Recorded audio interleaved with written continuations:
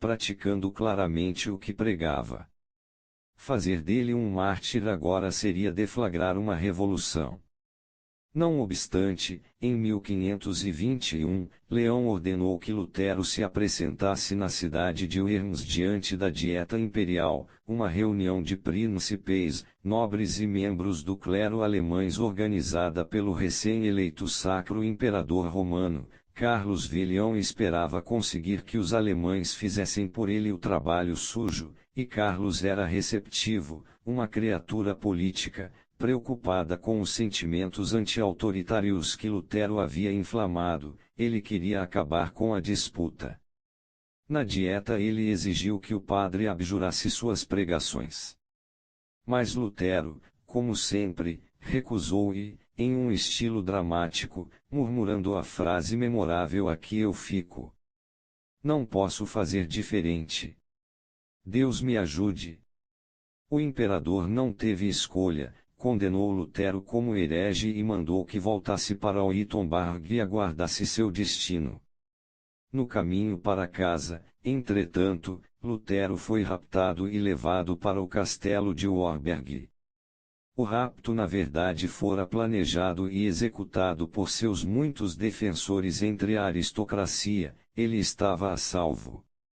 Vivendo no castelo com um nome falso, ele conseguiu desviar a tempestade. Leão morreu naquele ano e, meses depois de sua morte, as ideias de Lutero e as reformas que ele havia defendido tinham se espalhado por toda a Alemanha como fogo selvagem. Em 1526, um partido protestante foi oficialmente reconhecido em diferentes partes da Europa. Assim nasceu a Reforma e com ela o imenso poder secular da Igreja Católica, pelo menos como a que Leão havia herdado, estava irrevogavelmente quebrado. Esse obscuro, pedante, padre de Wittenberg tinha vencido a guerra. Interpretação. A intenção original de Lutero em suas 95 teses era discutir uma questão teológica, a relação, ou sua inexistência, entre o perdão de Deus e as indulgências papais. Mas ao ler a resposta de Prieras a seu argumento, algo mudou nele. O Papa e seus homens não haviam encontrado justificativas para as indulgências na Bíblia. Havia muito mais coisas que eles também não podiam justificar, tal como o poder ilimitado do Papa para excomungar. Lutero acabou acreditando que a Igreja precisava de reformas drásticas. Uma reforma, entretanto, exigiria poder político. Se Lutero simplesmente vituperasse contra a iniquidade da Igreja do púlpito ou entre seus colegas padres, não chegaria a lugar algum. O Papa e seus homens o haviam atacado pessoalmente, questionando seus motivos. Agora Lutero, por sua vez, partiria para a ofensiva, combatendo fogo com fogo. A estratégia de Lutero foi tornar a guerra pública, transformando sua causa moral em política. Ele fez isto explorando os avanços na tecnologia de imprensa feitos no século anterior. Seus textos, redigidos em uma linguagem vigorosa, irada, que apelava para as massas, foram amplamente divulgados. Ele escolheu pontos de ataque que insultariam particularmente o povo alemão, o estilo de vida decadente do Papa, patrocinado pela venda de indulgências, o uso do poder da Igreja para se meter na política alemã, e daí por diante. Talvez o mais devastador de tudo, Lutero expunha as hipocrisias da Igreja. Com estas várias táticas, ele foi capaz de acender e atiçar uma ira moral que se espalhou como fogo, manchando para sempre a visão que o público tinha não só do Papa, mas da própria Igreja. Lutero sabia que Leão ia responder, não com argumentos baseados na Bíblia, mas com opressão, o que, ele também sabia, faria sua causa brilhar ainda mais. E assim, com uma linguagem e argumentos incendiários que questionavam a autoridade de Leão, ele atraiu o Papa para contra-ataques imprudentes. Lutero já levava uma vida exemplar, mas foi ainda mais longe ao recusar todos os rendimentos de seus escritos. Este movimento amplamente conhecido, com efeito, fez de sua bondade um espetáculo teatral, um assunto para consumo do público. Em poucos anos Lutero ganhou tanto apoio entre as massas que o Papa não podia combatê-lo sem provocar uma revolução. Ao usar a moral de uma forma tão consciente e pública, ele a transformou em uma estratégia para conquistar poder. A reforma foi uma das maiores vitórias políticas da história. Nesta lua de sangue, você pode mudar completamente a sua vida. Maiores vitórias políticas da história. Compreenda, você não pode vencer guerras sem apoio público e político, mas as pessoas hesitarão em ficar a seu lado ou defender sua causa se ela não parecer correta e justa. Como Lutero percebeu, é preciso estratégia e domínio de cena para apresentar sua causa como justa. Primeiro, é prudente escolher uma luta com um inimigo que você possa retratar como autoritário, hipócrita e sedento de poder. Usando todos os meios disponíveis, você ataca primeiro os pontos vulneráveis do adversário com uma ofensiva moral.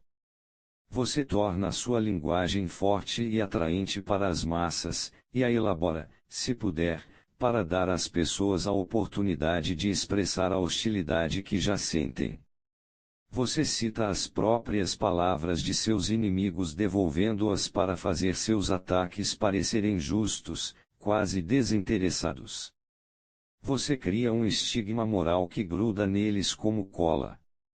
Atraindo-os para um contra-ataque opressivo, você conquistará ainda mais apoio do público. Em vez de trombetear sua própria bondade, o que faria você parecer presunçoso e arrogante, você a mostra com o contraste entre as ações irracionais deles e suas próprias atitudes em defesa de uma causa. Apanhei para eles a acusação mais fulminante de todas, que eles estão atrás do poder, enquanto você é motivado por algo mais elevado e altruísta. Não se preocupe com as manipulações a que terá de recorrer para vencer esta batalha moral. Ao demonstrar publicamente que sua causa é mais justa do que a do inimigo, você distrai as pessoas para que não vejam os meios de que você se utiliza. Há sempre agrupamentos humanos concretos que combatem outros agrupamentos concretos em nome da justiça, humanidade, ordem ou paz. Ao ser censurado por imoralidade e cinismo, o espectador de fenômenos políticos pode sempre reconhecer nessas censuras uma arma política usada no combate real.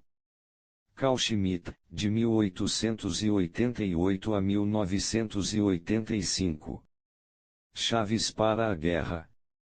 Em quase todas as culturas, a moral, a definição de bom e mal, originou-se como um meio para diferenciar uma classe de pessoas de outra.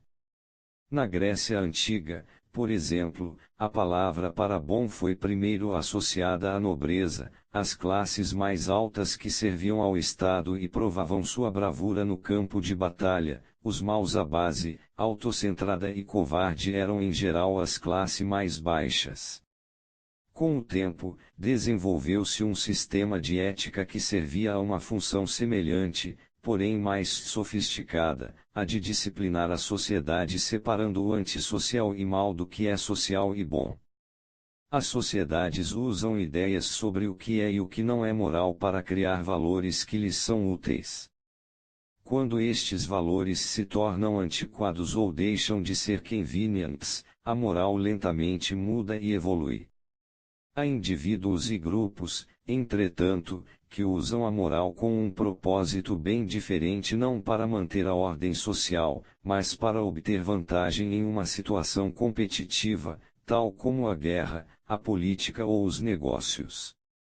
Nas mãos deles, a moral se torna uma arma que empunham para chamar atenção para a causa que defendem, enquanto distraem as atenções de atos mais desagradáveis, menos nobres, inevitáveis em qualquer luta pelo poder. Eles tendem a se aproveitar da ambivalência que todos temos com relação a conflito e poder, explorando nossos sentimentos de culpa. Por exemplo, eles podem se posicionar como vítimas de injustiça, de modo que a oposição a eles pareça mesquinharia ou falta de sensibilidade. Ou fazem tamanho alarde de superioridade moral que temos vergonha de discordar deles. Eles são mestres em ocupar o terreno elevado e traduzir isso em uma espécie de poder ou vantagem. Vamos chamar estes estrategistas de guerreiros morais. Existem em geral dois tipos, inconscientes e conscientes. Os guerreiros morais inconscientes tendem a estar motivados por sentimentos de fraqueza. Talvez não sejam tão bons no jogo franco de poder, então funcionam fazendo as outras pessoas se sentirem culpadas e moralmente inferiores, um modo inconsciente, reflexivo, de levar vantagem. Apesar da aparente fragilidade, individualmente são perigosos, porque parecem muito sinceros e podem exercer um grande poder sobre as emoções das pessoas. Guerreiros morais conscientes são aqueles que usam a estratégia sabendo o que estão fazendo. São mais perigosos em um nível público, onde podem conquistar a superioridade manipulando a mídia. Lutero era um guerreiro moral consciente, mas, acreditando fielmente na moral que pregava, ele usava a estratégia apenas para ajudá-lo em sua luta contra o Papa. Guerreiros morais mais astuciosos tendem a usá-la indiscriminadamente, adaptando-a a qualquer causa que decidirem defender. A forma de combater guerreiros morais em geral é indicada por certas estratégias que evoluíram para a própria guerra moderna. O oficial e escritor francês André Belfry analisou o uso da moral como uma estratégia militar nos contextos das guerras entre França e Argélia, na década de 1950, e as do Vietnã combatidas primeiro pela França e depois pelos Estados Unidos. Tanto os argelinos como os norte-vietnamitas esforçaram-se para estruturar cada um de seus respectivos conflitos como uma guerra de libertação combatida por uma nação que lutava para se ver livre de um poder imperialista. Uma vez difundida esta visão pela mídia e aceita em geral pelos públicos francês e americano, os insurgentes conseguiram conquistar o apoio internacional, o que por sua vez serviu para isolar a França e os Estados Unidos na comunidade mundial. Apelando diretamente para grupos dentro destes países que eram latente ou publicamente solidários, ou no mínimo ambivalentes com relação à sua causa, eles conseguiram obter apoio para a guerra de dentro para fora.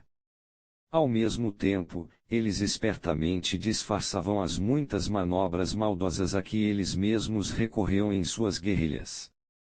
Por conseguinte, aos olhos do mundo, eles dominavam o campo de batalha moral, inibindo imensamente a liberdade de ação da França e dos Estados Unidos. Pisando com toda a cautela em um campo minado político e moral, estas potências não podiam combater suas guerras de modo a saírem vencedoras. Belfry chama a utilização estratégica da moral de manobra exterior porque está fora do território que está sendo disputado e fora da estratégia do campo de batalha.